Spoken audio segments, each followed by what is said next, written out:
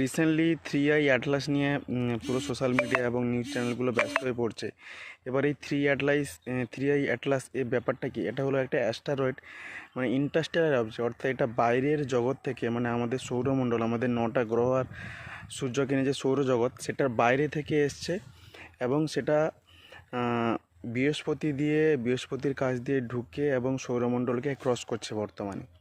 তো এটা নিয়ে এত চর্চার কারণ হলো, এটা প্রথমে ধূমকেতু বলছিল বিজ্ঞানীরা, নাসাও কিন্তু বর্তমানে এটাকে ধূমকেতুই বলছে, কিন্তু এতে কিছু মানে অবাক করা জিনিস লক্ষ্য করা গেছে, যেটাতে এটাকে বলা হচ্ছে এটা এলিয়েন স্পেসি, মানে এলিয়েনরা হয়তো আসতে পারে আমাদের পৃথিবী বা সৌরজগৎকে চেক করার জন্য বা পর্যবেক্ষণ করার জন্য। তো আজব ব্যাপারগুলো কি না, এতে যে ধুলো বা কার্বন ডাইঅক্সাইড, এসবের মধ্যে কার্বন ডাইঅক্সাইড এবং মানে জল এরা প্রতিনিয়ত মহাকাশে নির্গত করছে। কোনো ধূমকেতু বা অ্যাস্টেরয়েড যদি সূর্যের কাছাকাছি না আসে, তাহলে কিন্তু ওটা থেকে জলীয় বাষ্প বা কার্বন ডাইঅক্সাইড উৎপন্ন হয় না, কিন্তু এটা অনেক আগে থেকেই সেটা উৎপন্ন করছে।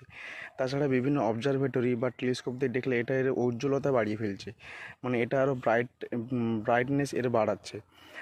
তাছাড়া সারাক্ষণ একটা সিগন্যাল সেন্ড করছে সারা মহাবিশ্বে, যে সিগন্যালটা হচ্ছে 1400 সামথিং কত মেগাহার্টজ। এটা হচ্ছে বিজ্ঞানীরা মহাকাশ নিয়ে গবেষণা করার জন্য কোনো গ্রহে হাইড্রোজেন আছে এটা জানার জন্য ইউজ করা হয়।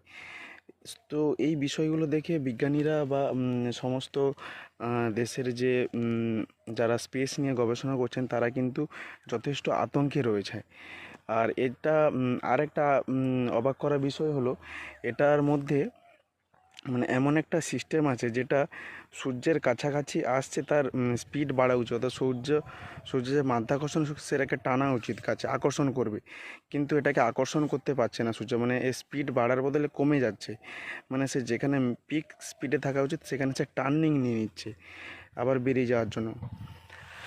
আর এটা খুব স্পিডেই আসছে পৃথিবী, মানে সৌরমণ্ডলে, যেটা কয়েক লাখ কিলোমিটার পার আওয়ার, যেটা কোনো অ্যাস্ট্রয়েড বা ধূমকেতুর পক্ষে এতটা স্পিড অ্যাচিভ করা সম্ভব নয়।